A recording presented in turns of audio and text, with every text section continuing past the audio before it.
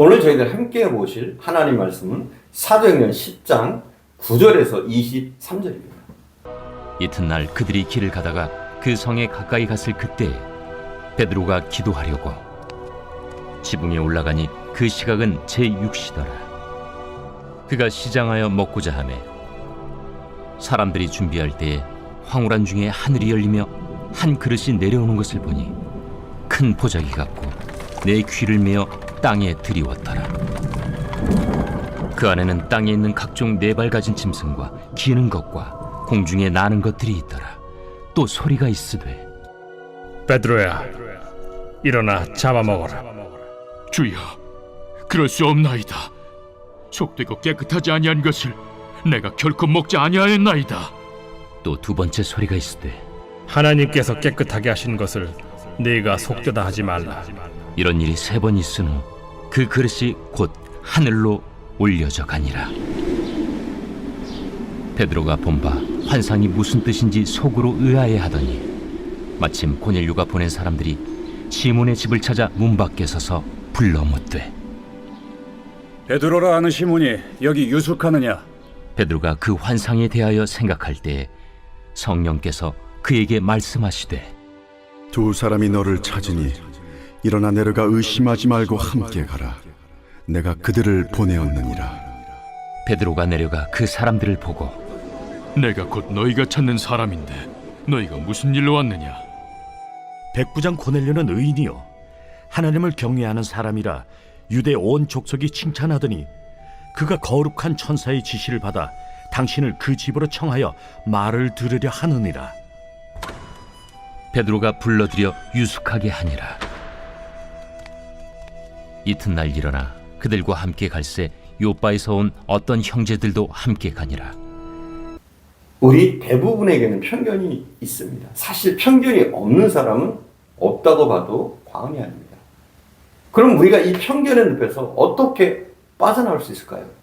첫 번째는 내 눈의 시각에서 하나님의 시각으로 세상을 바라봐야 한다는 겁니다.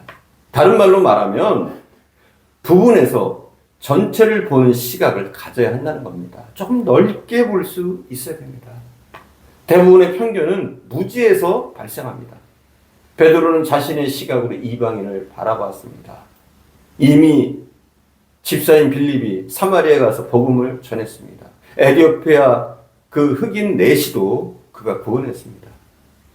당시 인간 취급을 받지 못했던 내시에게도 복음이 전해진 겁니다. 그러나 아직도 베드로는 하나님의 시각을 갖지 못하고 있습니다. 하나님을 유대인의 하나님만 보고 있는 겁니다. 하나님의 구원의 계획이 모든 인류에게 미치는 것이 아니라 오직 유대인에게 한정된 것으로 부분적으로 보고 있는 것입니다. 참 어리석은 편견이었죠. 편견이라는 것은 한쪽만 알기 때문에 생기는 것입니다. 많이 알고 있다면, 충분히 알고 있다면 생기지 않죠. 장님이 코끼리 구경하는 것과 비슷합니다. 코끼리 배를 만져본 장님은 이렇게 말할 거란 말이죠. 이 코끼리는 바람벽과 같이 생겼구나. 이렇게 말할 겁니다. 코끼리의 송곳니를 만져본 사람은 이 코끼리는 창과 같이 생겼구나. 그런 생각을 할 겁니다. 코끼리 코를 만져본 사람은 코끼리는 뱀 같게 생겼구나. 뱀처럼 생겼구나.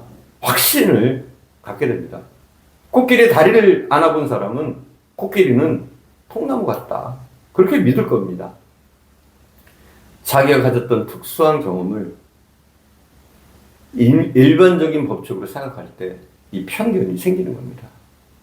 어떤 자매가 있었습니다. 이 자매는 16살 때 실연을 당했다고 해요. 그때부터 그녀는 생각하기를 남자는 다 도둑놈이다. 이렇게 생각하면서 평생을 살았다고 봅니다. 여러분, 남자가 도둑놈 맞습니까? 다 도둑놈은 아니죠. 남자 중에도 좋은 사람 많습니다. 그녀는 이 커다란 편견, 잘못된 편견 때문에 인생을 참 불행하게 살았습니다.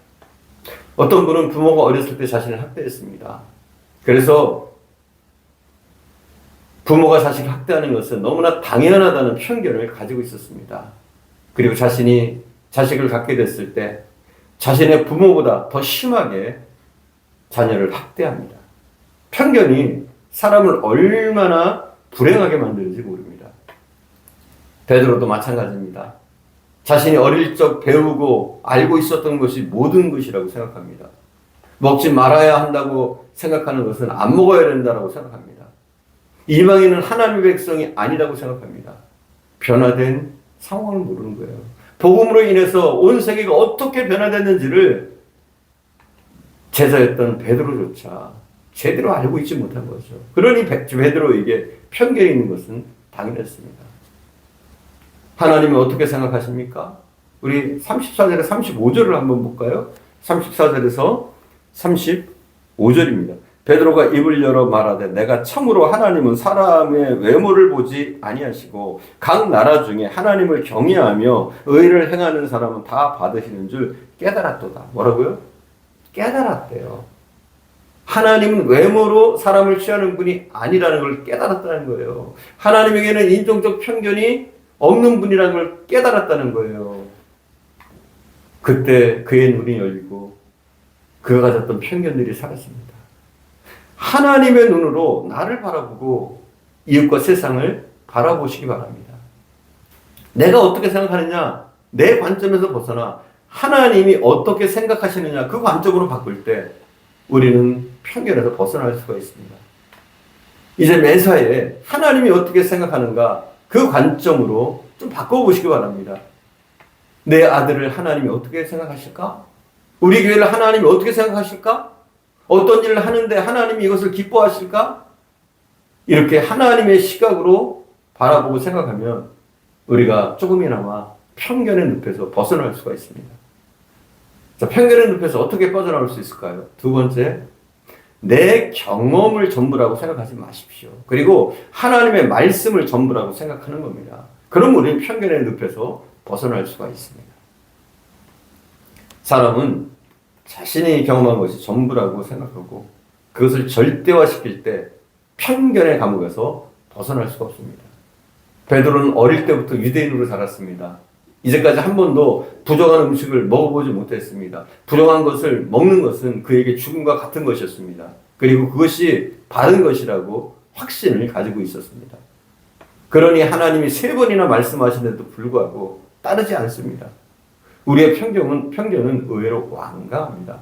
이것은 인습에 의해서 더욱더 강화됩니다. 교회에서도 그런 일이 많습니다. 복음이 아닌 것 때문에 다툼이 일어나고 복음이 아닌 것을 복음으로 착각하고 밀어붙이는 사람들 때문에 오히려 복음이 장애를 만날 때가 많습니다. 편견을 갖고 있다는 사실을 인정하는 것은 참으로 어려운 일입니다. 내가 잘못됐다 인정하는 것 쉬운 일은 아닙니다. 변화는 항상 어렵습니다. 그러나 이것은 성경적인 원칙이 아닙니다. 내가 경험하지 않았다고 하나님이 하시지 못하는 것이 아닙니다. 내가 알지 못한다고 그것이 없는 것이 아닙니다. 우리가 경험하면 얼마나 경험했고 알면은 얼마나 알고 있습니까?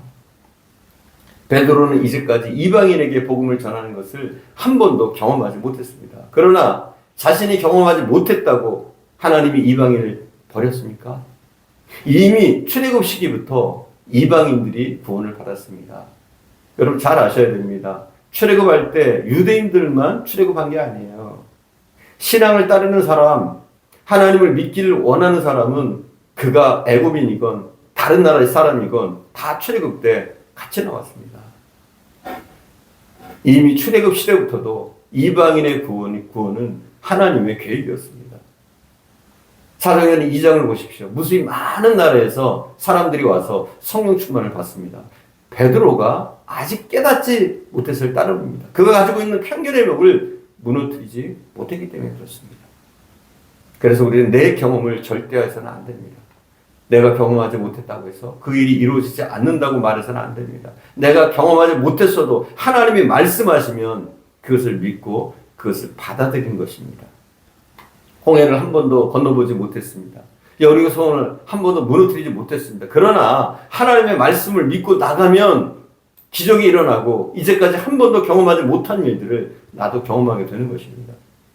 지금은 이해가 되지 않고 알 수 없다 해도 그저 하나님의 말씀이면 그것을 믿음으로 받아들이고 따르는 것입니다. 그러면 우리는 편견의 늪에서 벗어날 수 있습니다. 우리의 삶의 기준은 말씀입니다. 내가 한 번도 못 해보았으니까 그 일은 전혀 일어나지 않을 것이라 생각하지 마십시오. 자기 중심적으로 살 때 우리는 편견에서 벗어날 수가 없습니다. 내 생각, 내 중심에서 하나님 중심, 말씀 중심으로 옮겨져야 됩니다. 그래야 우리에게 겹겹이 쌓여있는 이 편견의 법을 벗어날 수가 있는 줄 믿습니다. 기도하겠습니다. 사랑하는 주님, 우리 속에는 너무나 많은 편견이 있습니다. 인종에 대한 편견, 가난한 사람과 부자에 대한 편견, 학별에 대한 편견, 외모에 대한 편견, 수많은 편견들이 우리에게 존재하고 있습니다.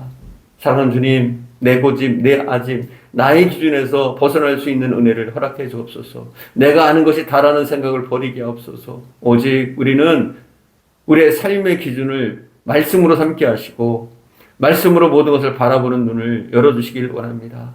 편협한 사고로 사물과 삶을 바라보는 것이 아니라 더욱더 하나님의 눈으로 세상을 바라보게 하시고 모든 사건들을 조금 더 넓은 시각으로 하나님의 마음으로 또 말씀의 시각으로 볼 수 있는 저희들 되어줄 수 있도록 은혜를 베풀어 주옵소서. 오늘도 함께 하신 주님께 감사드리며 우리 구주 예수님의 이름으로 기도드립니다. 아멘.